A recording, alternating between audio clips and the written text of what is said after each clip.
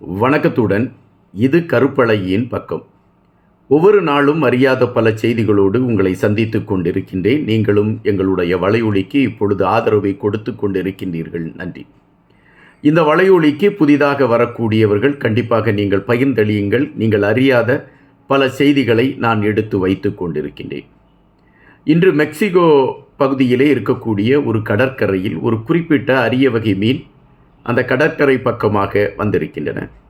அதை பார்த்த ஒருவர் அந்த மீனை பிடித்திருக்கின்றார். மீனை பிடித்து கடற்கரையிலே கொண்டு வந்து அந்த மீனை அவர் கடற்கரையிலே போட்டிருக்கின்றார். மிக நீளமாக இருந்த அந்த மீனை பார்க்கின்ற பொழுது தட்டையாகவும் மிக நீளமாகவும் இருந்த மீன். இந்த மீன் ஆழ்கடலில் தானே கிடக்கும், இந்த மீன் எப்படி கடல் பகுதிக்கு வந்தது, கடற்கரை பகுதிக்கு வந்தது என்கின்ற கேள்வி எல்லோர் மனதிலுமே எழும்பியது. அப்பொழுது பலரும் பலவிதமான கருத்துக்களை பதிவிட்டார்கள். ஆனால் அங்கு ஒரு அதிர்ச்சியான தகவலும் இருந்தது என்பதுதான் நிஜம். இன்று உலக மக்கள் அந்த தகவலை கேட்டு பயந்து போய் இருக்கிறார்கள் என்பதையும் நாம் இங்கு பதிவு செய்ய வேண்டியதாக இருக்கின்றது. 2011ஆம் ஆண்டு ஜப்பானில் ஒரு பெரிய பூகம்பம் நடந்ததை நீங்கள் அறிந்திருப்பீர்கள்.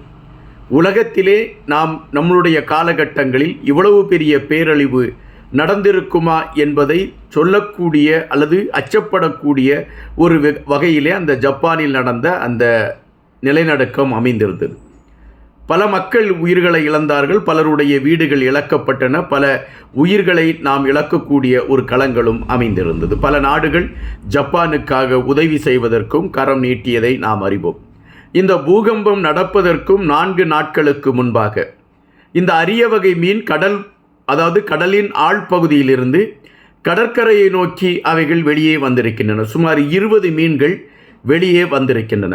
அப்பொழுது ஜப்பான் நாட்டை சார்ந்தவர்கள் குறிப்பிட்டார்களும், இந்த மீன் வெளியே வந்துவிட்டால் ஏதோ ஒரு பேராபத்து நடைபெற இருக்கிறது என்பதை அது உணர்த்துவதாக இருக்கிறது என்று குறிப்பிட்டார்களாம்.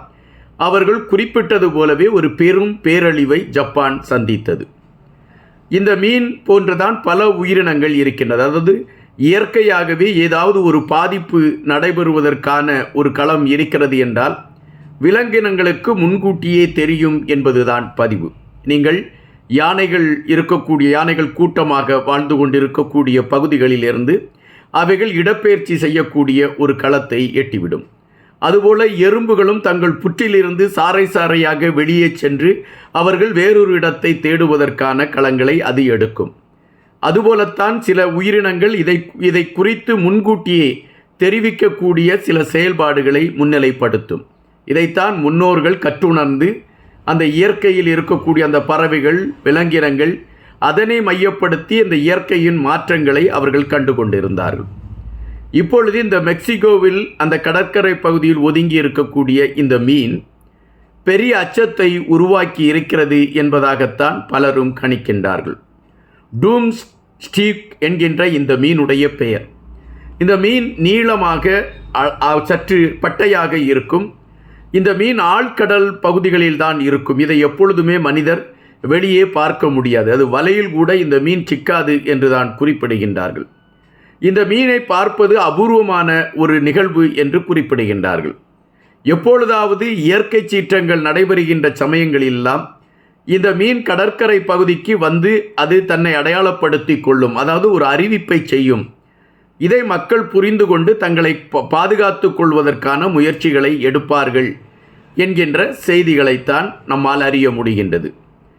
இப்பொழுது அந்த மெக்சிகோ நகரத்தில் அந்த கடற்கரை பகுதியில் இந்த மீன் கண்டுபிடிக்கப்பட்டிருக்கக்கூடிய விடயம் பலருக்கு அச்சத்தை உருவாக்கி இருக்கிறது என்பதாகத்தான் சொல்கிறார்கள். காரணம், ஏதோ ஒரு பெரும் பேரழிவு உலகத்தில் நடைபெறுவதற்கான ஒரு களத்தை கொண்டதாக அமைந்திருக்கிறது என்று குறிப்பிடுகின்றார்கள். இப்பொழுது மக்கள் அச்சத்தோடு மெக்சிகோ கடற்கரை பகுதியிலே வாழ்ந்து கொண்டிருக்கிறார்கள் என்பதை நாம் இங்கு பதிவு செய்ய வேண்டியதாக இருக்கின்றது.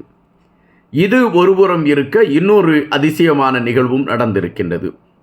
அதாவது நாம் எகிப்து என்றாலே நாம் பிரமிடுகளைத்தான் நம்மால் அடையாளப்படுத்த முடியும். எகிப்து என்றாலே ஒரு பெரிய கலாச்சாரத்தின் அடையாளமாக பார்க்கப்படுவது பிரமிடுகள் தான். இந்த பிரமிடுகளை எப்படி கட்டினார்கள், இதில் தமிழர்களும் இணைந்து கட்டினார்கள் அல்லது தமிழர்களுடைய அறிவினால் தான் இந்த பிரமிடுகள் கட்டப்பட்டது என்கின்ற பல கதைகள் பேசப்படுகின்றன. ஆனால் இதற்கான ஆதாரங்களையும் பலர் எடுத்து வைத்து கொண்டு இருக்கின்றார்கள். தற்பொழுது இன்னொரு செய்தியும் பரவலாக பரவி கொண்டிருக்கின்றது. ஆங்கிலத்தில் இருக்கக்கூடிய வார்த்தைகளில் 12,978 வார்த்தைகள் தமிழை மையப்படுத்திய வார்த்தைகள் என்ற ஒரு ஆய்வை படைத்திருக்கின்றார்கள். ஒருவேளை எகிப்து கூட தமிழ் சார்ந்த களத்தில்தான் பயணித்திருக்குமா என்கின்ற கேள்விகளையும் ஒரு சிலர் வைத்து கொண்டிருக்கின்றார்கள். இந்த எகிப்தில் அந்த பிரமிடுகளுக்குள் மம்மிக்களை வைப்பார்கள். மம்மிக்கள் என்றால் உடல்களை பதப்படுத்தி வைக்கக்கூடிய ஒரு நிகழ்வு. அப்படி அந்த மம்மிக்களை வைத்திருப்பார்கள். அதை பாதுகாப்பதற்காக, அதாவது மம்மிக்கள் பாதுகாப்பாக பல நூற்றாண்டுகள் இருக்க வேண்டும் என்பதற்காக பதப்பட்ட அந்த உடலைத்தான் அவர்கள் மம்மிக்கள் என்று அங்கு வைத்திருப்பார்கள்.